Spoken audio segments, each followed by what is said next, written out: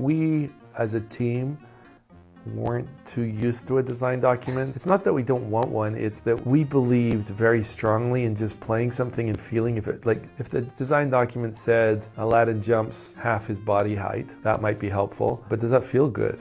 And so we would go, yeah, no, it doesn't feel right.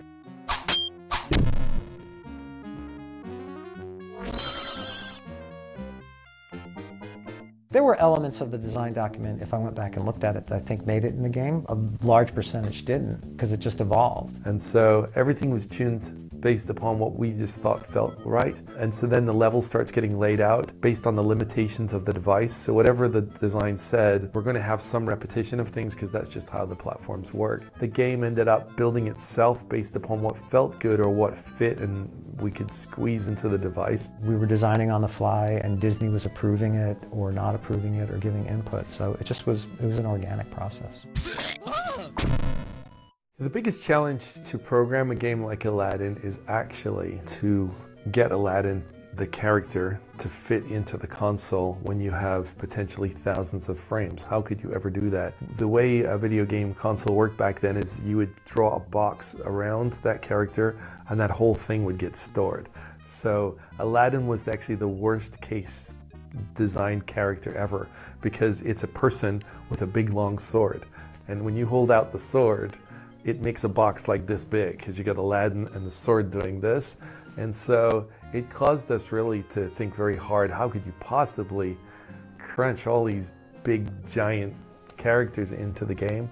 The real breakthrough was Dave's sprite system, which could take non-square characters and break it down into little parts. My tools engineer, Andy Astor, he made a tool for us that basically just did the most amazing job of cutting out all the bits that weren't necessary and also looking for any little bits that were the same. So if Aladdin's ear didn't move between two frames, it would actually save that part and we'd reuse the ear from previously. And so there was this sort of massively clever compression going on. And no one had really done that before, so we could have big stretchy frames of animation. Making it possible to have larger shapes that could change shape on the screen rather than just saying, hey, this is like a 4x4 sprite. I personally spent a lot of time early on in the project working with Dave to figure out how we were going to get these drawings down to these sprites with giant pixels in them and have it still have that sub-pixel movement and still look like the animation. I think I remember seeing the very early, Aladdin like run cycle and that up on Dave's machine,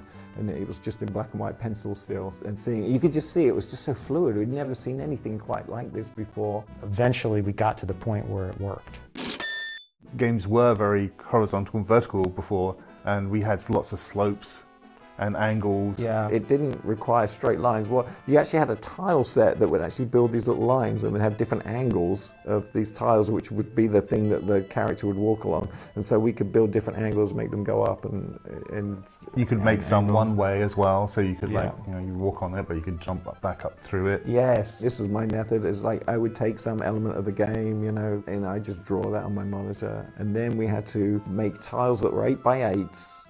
And then you could build those into larger tiles that were 2 of those tiles in each direction. That's right, isn't it? Yeah. So that would be a 16x16 tile. And from there, they were then used to build the actual levels themselves. When I would look at some of the art that was going to be based on the level art, I would look at whatever I thought was the highlight piece, and I go, okay, I'm just going to start right there, and I'm going to burn a bunch of tiles, like a third of my tile set, to get that one piece looking great, and then try and stretch out. Yeah, and then you try and use bits of that one piece. But I wanted to make sure I had a strong center piece of the level that you go, oh, that looks just like the movie.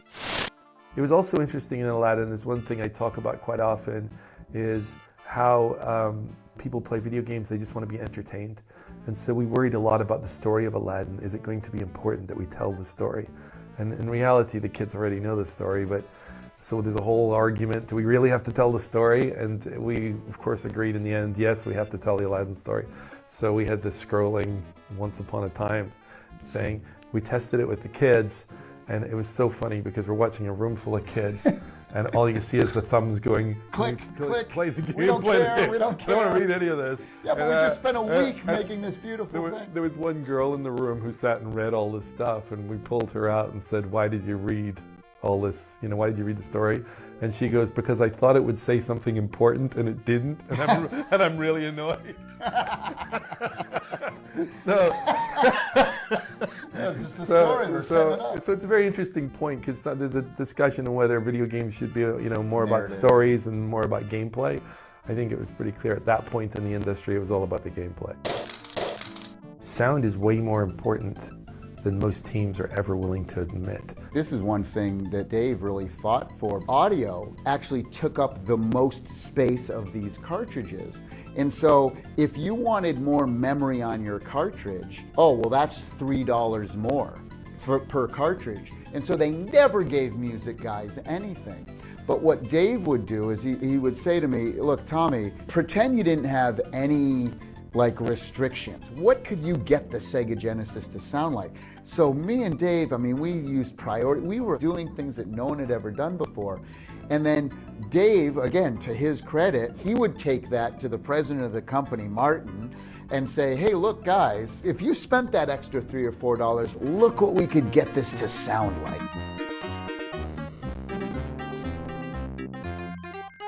Disney gave me all of these scores, these massive conductor scores and sheet music. This is a score written for the movie that had maybe 72 players. Now I only had 6 voices, 6 monophonic voices in the Genesis, and so it was very difficult to take these big scores and kind of putting them like this. So I had to go out and hire a dude, remember his name was Donald Griffin, to take all these massive scores, and then I would get back a MIDI file that had everything broken down, and I would have to then go in that MIDI file and start hacking and doing all my little tricks that I would kind of perfected in the Genesis over the years. The sound chip in the Sega Genesis it's called FM synthesis. It's a synthesizer from the 80s. It was actually a Yamaha chip that they used in the DX7. So it was this really kind of punchy, synthy, had lots of beefy low-end kind of stuff. For an orchestral score like Aladdin, a challenge for me was, okay, I might be able to write a tune, or I'd get that MIDI file of everything arranged, but now I got to get this thing to sound like an oboe. Oh my God, how do I get a wow to sound like an oboe? So I would sit there for literally days at a time, days, to come up and tweak all of the different things within the chip to get it to sound as close to an oboe as I possibly could.